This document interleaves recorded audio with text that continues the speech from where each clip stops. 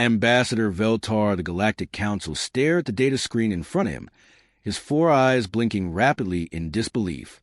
The numbers didn't make sense. They couldn't make sense. Earth was classified as a Class 12 Death World, the most dangerous category in their database.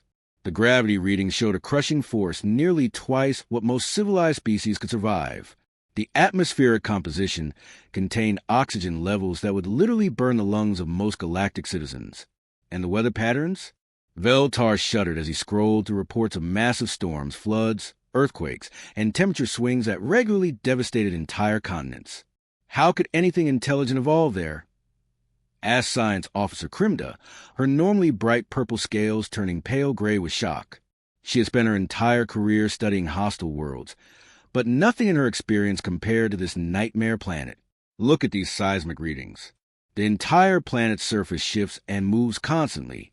And these storm systems, they're bigger than our entire homeworld. Veltar nodded grimly, adjusting his environmental suit. Even thinking about that toxic atmosphere made him nervous.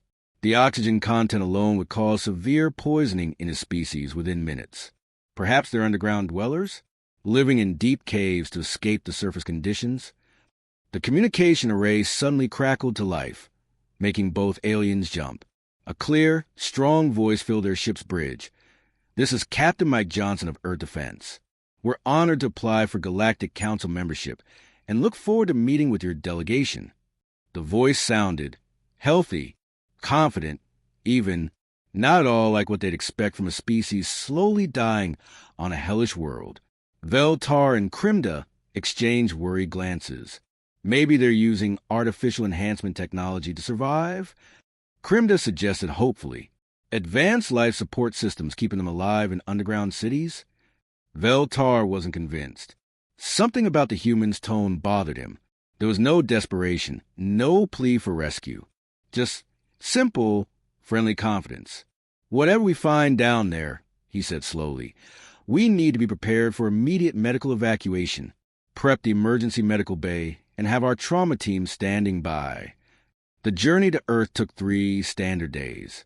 During that time, both aliens found themselves obsessively reviewing the planetary data, trying to understand how any form of complex life could exist on such a hostile world. The radiation levels from their star should have sterilized the surface. The magnetic field fluctuations would scramble most electronic equipment.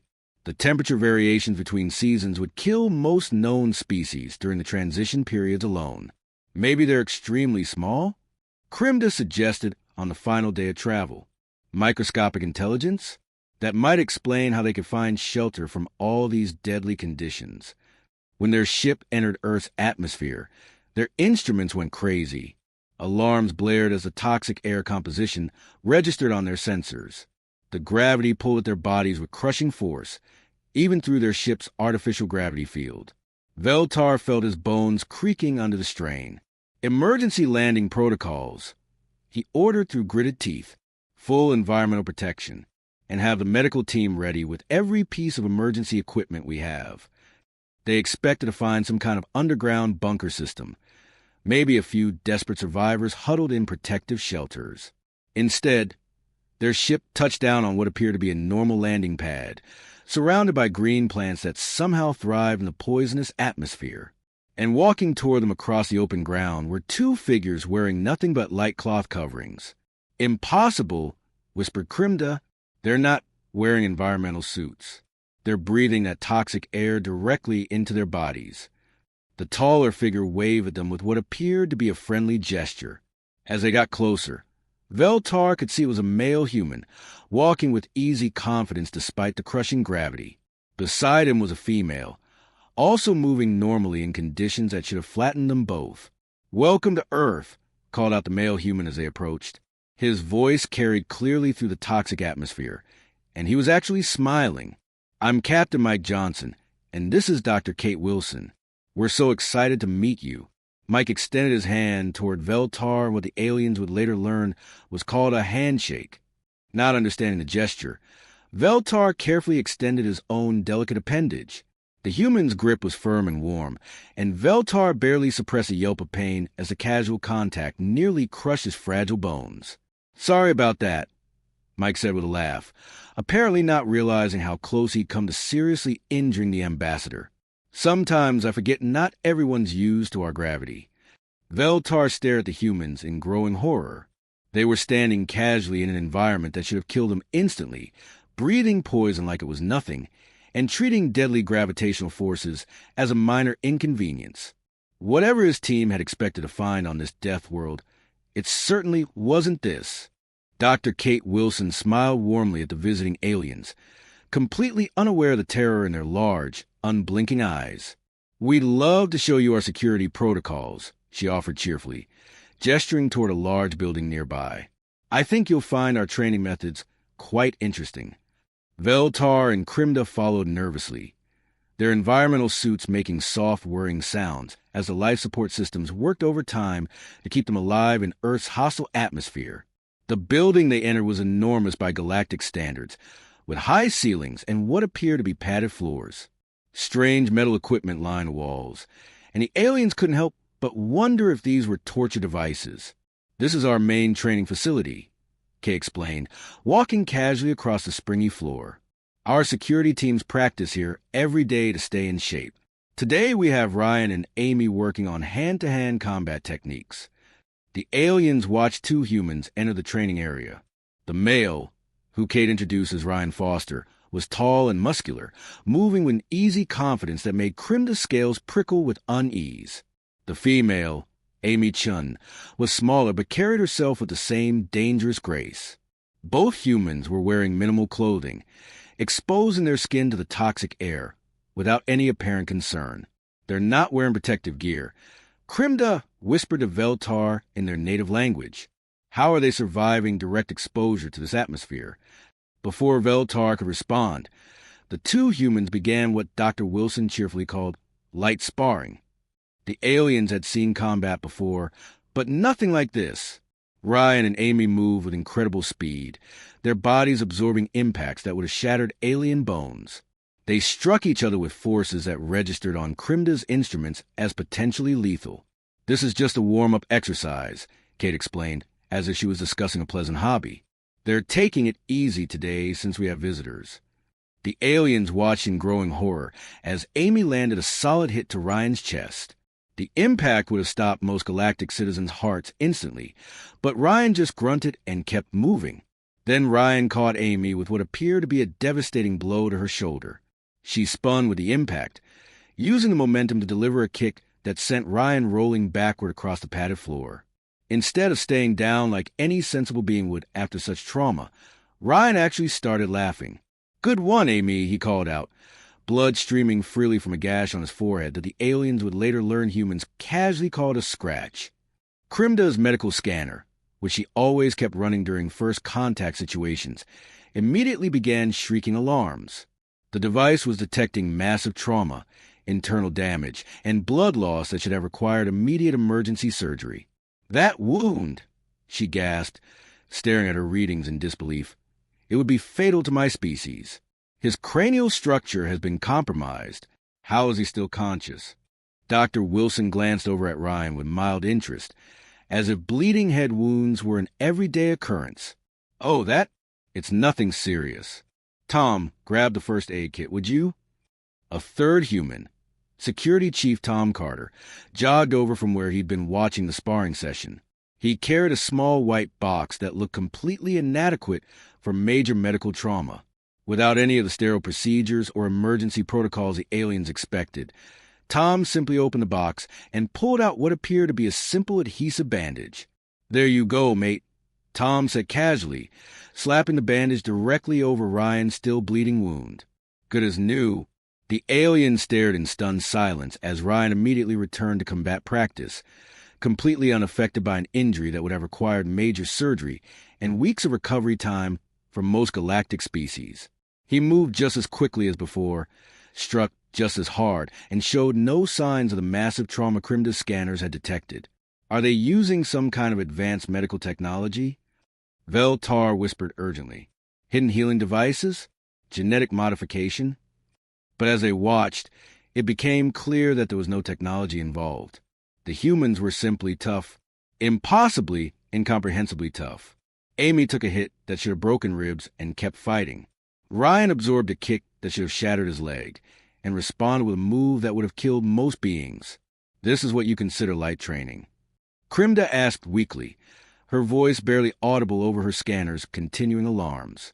Kate nodded enthusiastically. Oh, yes. This is very gentle. We didn't want to risk any real injuries with guests visiting. Usually they go much harder than this. Sometimes we have full contact sessions where they really push their limits. The idea that this demonstration of seemingly lethal violence was a gentle version made both aliens feel faint. They watched as Ryan and Amy continued their light, sparring for another 15 minutes, each taking hits that would have hospitalized entire alien medical teams, then finished by shaking hands and chatting about dinner plans. As the humans cooled down from their exercise, chatting and laughing like they hadn't just survived what appeared to be mortal combat, Veltar began to understand that his mission parameters had been completely wrong. These weren't primitive survivors clinging to life on a hostile world. These were something far more terrifying. Creatures perfectly adapted to survive in conditions that would destroy most galactic civilizations. What do humans do for recreation? Veltar asked weakly, still trying to process what he had just witnessed in the training facility. His translator was working perfectly, but he hoped he had misunderstood something about what humans called light exercise. Dr. Kate Wilson's face lit up with genuine excitement. Oh, we have tons of fun activities. There's rock climbing, skydiving, marathon running, deep-sea diving, mountaineering, extreme skiing, whitewater rafting. She began counting on her fingers, as if trying to remember all the wonderful options. Each activity she mentioned made the two aliens recoil further in horror. Veltar felt his 3 heart skip beats as his universal translator provided detailed explanations of each human pastime. Rock climbing meant ascending vertical stone faces using only hands and feet, often hundreds of meters above ground. Skydiving involved voluntarily falling from aircraft at deadly altitudes. Marathon running was forcing the body to travel over 42 kilometers without stopping, often in extreme weather conditions. These aren't military exercises, Krimda whispered urgently to Veltar in their native tongue. They're describing recreational activities that are identical to enhanced interrogation techniques used by the most brutal regimes in galactic history. Before Veltar could respond, another human approached their group. She was introduced as Beth Collins, and her occupation was listed as accountant, which their database indicated was some form of financial record keeper, presumably a safe, indoor profession. Yesterday I climbed Mount Everest, Beth mentioned casually, as if discussing a pleasant stroll through a park. Nearly died from altitude sickness, but the view from the top was absolutely incredible. Here, let me show you some pictures. Beth pulled out a small device and began displaying images. The first photo showed her standing on what appeared to be a frozen wasteland, wearing bulky protective clothing and breathing through an artificial apparatus. Krimda's medical scanner immediately began analyzing the environmental data from the image and started screaming warnings. The atmospheric pressure readings, Krimda gasped, staring at her scanner in disbelief. The oxygen levels are insufficient to sustain complex life. The temperature readings indicate conditions that would freeze most biological fluids solid within minutes. How did you survive long enough to take these pictures? Beth laughed cheerfully. Oh, it's not that bad once you get used to it. The real challenge is the thin air makes you feel dizzy and sick. But that's half the fun. The harder it is, the better you feel when you accomplish it. The casual way she discussed nearly dying from oxygen deprivation, as if it were a minor inconvenience, made Veltar's environmental suit sensors spike with alarm. His life support system was interpreting his stress levels as a medical emergency and began flooding his suit with calming chemicals. Just then, another human joined their conversation. Tom Carter introduced him as Dan Miller, a weekend warrior who worked in something called customer service during the week. Dan appeared to be a perfectly ordinary, friendly human, which made what he said next even more terrifying. My hobby is free solo rock climbing, Dan mentioned with a relaxed smile. That means climbing without any ropes or safety equipment. Just you, the rock face, and gravity. I love the feeling of pure freedom when you're hanging 500 meters up with nothing but your fingertips keeping you alive. Krimda's scales turned completely white. and she began swaying dangerously. Her medical scanner was now detecting environmental hazards that shouldn't exist. Her species equivalent of vertigo was kicking in just from hearing Dan's description. You mean you voluntarily place yourself in positions where a single mistake will result in certain death? Veltar asked, his voice climbing several octaves. And you do this for enjoyment? Absolutely. Dan's enthusiasm was infectious to the humans around him, but absolutely horrifying to the aliens. The adrenaline rush is incredible. When you're up there, completely dependent on your own strength and skill, knowing that one wrong move means game over. That's when you feel most alive. Other humans began gathering around, apparently excited to share their own recreational activities. Lisa Park, a teacher, cheerfully described her hobby of ocean diving to depths that would crush most alien physiology. Brad Wilson talked about his passion for motorcycle racing at speeds that would be considered weapons-grade velocity by galactic standards. Kelly Adams enthusiastically explained her love of extreme weather photography, which involved deliberately positioning herself in the path of massive storms that regularly devastated entire regions.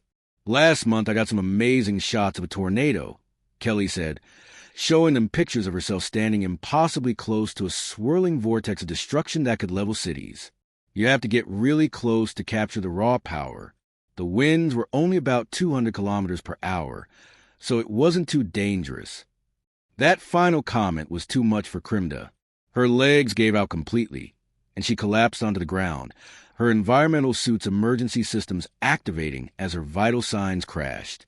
The humans immediately rushed to help, completely misunderstanding that their kindness was actually making everything worse. Is she okay? Beth asked with genuine concern. Maybe she's altitude sick? We're only about 200 meters above sea level here, but some species might be sensitive to elevation changes. Veltar looked around at the group of friendly, smiling humans, each of whom had just casually described recreational activities that would be classified as suicide attempts by every civilized species in the galaxy. The terrifying realization was beginning to dawn on him. These weren't warriors or soldiers or specially trained survival experts. These were ordinary humans, and they considered activities that would kill most galactic citizens to be relaxing hobbies they did for fun. The emergency lights cast an eerie red glow across the Galactic Council flagship's main briefing room. Veltar paced frantically in front of the assembled high command, his environmental suit's joints creaking with each agitated step. His 3 hearts were beating so rapidly that his medical monitor kept flashing warning signals, but he ignored them completely. "They're planning an invasion," he insisted, his voice cracking with barely controlled panic. "Every single human is a walking weapon of mass destruction. We're not dealing with a primitive species seeking help. We're looking at the most dangerous military force the galaxy has ever seen." Admiral Korthak, a seasoned warrior from a militant Thrakkery system, leaned forward in his command chair. His battle scars told the story of 100 conflicts, but even he looked unsettled by Veltar's report. "Ambassador, your claims are extraordinary. You're telling us that an entire species has evolved into living weapons. Look at the evidence." Veltar activated the holographic display, showing footage from their Earth visit. They casually survive in an atmosphere that would kill most of us within minutes. Their gravity is crushing, literally crushing, and they move through it like it's nothing. They absorb physical trauma that would hospitalize our elite soldiers and call it light exercise. The footage showed Ryan and Amy's sparring session, which now looked terrifyingly different when viewed through the lens of military analysis. Every movement appeared calculated and deadly. Every strike seemed designed to cause maximum damage. The fact that both humans walked away laughing only made it more disturbing. Commander Zilnara, the Council's intelligence chief, studied her tactical readouts with growing alarm. These combat capabilities, if this is their baseline civilian population, what must their actual military forces be capable of? "That's just it," Veltar said, pulling up more footage. "We haven't seen their military yet. These were all described as ordinary citizens, office workers, teachers, accountants, and they're performing feats that surpass our special forces." The next hologram showed human children at what their guides had called a playground. To alien eyes, it looked like a military training ground. Young humans were climbing obstacle courses, engaging in organized combat sports, and performing physical maneuvers that would challenge adult alien warriors. You're saying their children train for warfare? Admiral Korthak asked, his voice barely a whisper. Look at this playground footage. Veltar replayed scenes of human children running at speeds that seemed impossible for their small bodies, jumping distances that defied reasonable physics, and playing contact sports that involved deliberate collisions. Those juveniles are performing military maneuvers that would challenge our elite soldiers. And they're doing it for fun. The assembled commanders watched in stunned silence as a group of human children played something called football. The aliens saw coordinated tactical movements, strategic formations, and full-contact combat training. When a small human was tackled and hit the ground hard enough to register on seismic sensors, then immediately got back up and continued playing, several alien observers required medical attention.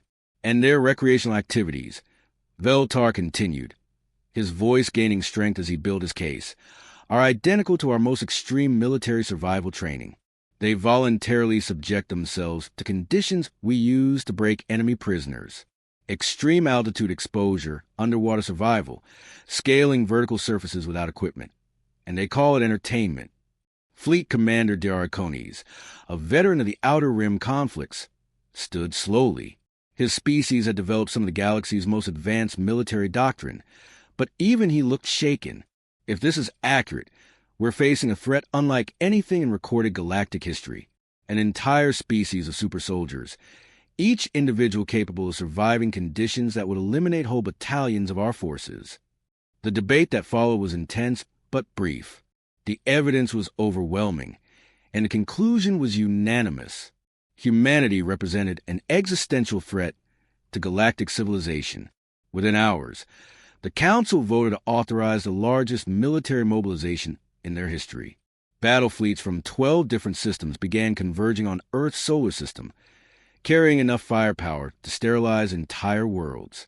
Meanwhile, back on Earth, Captain Mike Johnson sat in his office, reviewing routine diplomatic paperwork. He glanced at his communication array, noting that their alien visitors had been unusually quiet for the past week. "Any word from our new friends?" he asked Dr. Kate Wilson as she entered his office, carrying coffee and what appeared to be sport equipment. Kate shrugged, setting down her gear bag.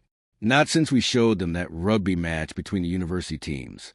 Maybe they're preparing their formal response to our council application? These things probably take time in galactic bureaucracy. I hope they join us for the Olympics next year," Mike said cheerfully, turning back to his reports. They seemed really interested in human athletics. "I think they'd love to see our swimmers and gymnasts in action." Neither human realized that at that very moment, the largest alien armada in galactic history was preparing for what they assumed would be the most dangerous military engagement of all time. The aliens were convinced they were about to face an invasion force of unstoppable super warriors, while the humans were simply hoping their new friends would enjoy watching some friendly sporting competitions. The misunderstanding was complete, and the galaxy was about to discover just how terrifying friendly humans could be when everyone else assumed they were planning war. 3 months had passed since the largest military mobilization in galactic history, and Admiral Korthak sat slumped in his command chair within the council chambers, looking like a warrior who had faced an impossible enemy and lived to tell about it. His normally pristine uniform was wrinkled, his scales had lost their battle-ready shine, and his eyes held the hollow look of complete defeat.